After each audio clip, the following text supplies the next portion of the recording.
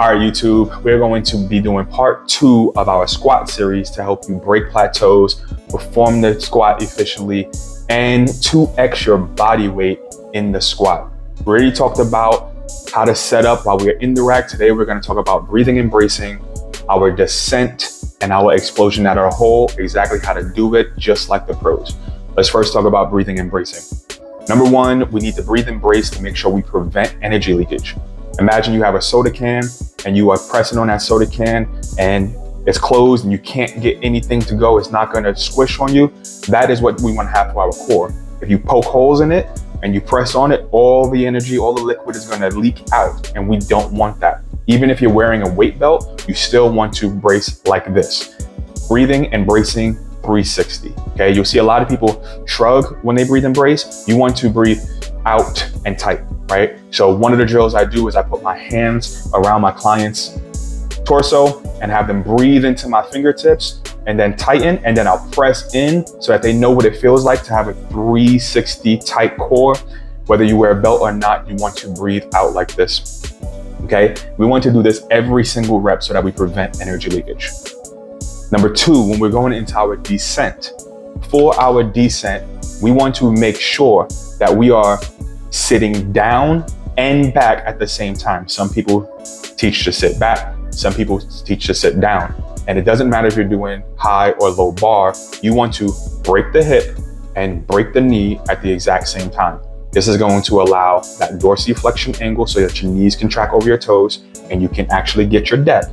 And it's also going to allow you to load the stronger part of your lower body, which is your hips, by having that nice torso ankle and that bar path, okay? If you sit straight down, you're gonna a lot of times feel your heels come up and you're gonna have that upright torso angle. If you sit straight back, you're gonna have too far of a lean, throwing the load too far off your center of mass, and you're gonna feel the lift, right? And even possibly hurt yourself. So make sure we're sitting down and back at the same time, similar to how if you're in the woods and you're trying to go, you're gonna take a dump, right? Without crapping on your heels. That's how we wanna actually sit down.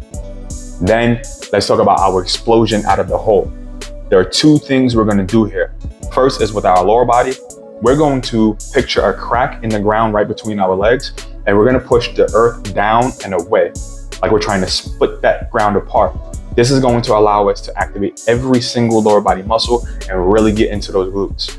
At the same exact time, you want to drive your back into the bar like you got a big logo on your shirt. You're trying to show it to the front of the room, or if you're looking in the mirror, like you want to see it in the mirror. You'll see a lot of people crane their neck up. This is not what you want to do.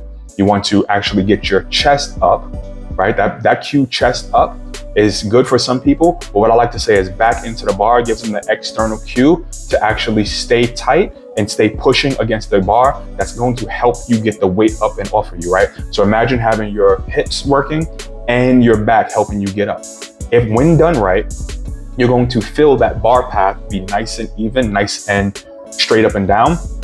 When done wrong, you'll probably feel your hips shoot back, and then you'll get into this good morning position. We want to make sure that these 2 actions are simultaneous, push down and then push up at the same time, right? And that's going to help you get up and out of the hole. Now, when you do these things every single rep, whether you are maxing out or warming up, you're going to get the max benefit out of your squat, because you're going to get that motor pattern learning that's going to allow you to proficiently perform the squat no matter what weight is on the bar. So make sure that every single rep you breathe and brace, you sit down and back in a controlled manner, don't bounce in and out of the hole.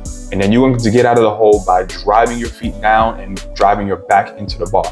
Listen, if this content is really helping you take your performance in the gym to the next level, make sure you stay subscribed, hit the notification bell, and help out the channel by dropping a like and sharing it with somebody who you know is going to benefit from this. And as always, I'll work with you from yesterday so you can look back and see how far you come, get better one day, one rep at a time.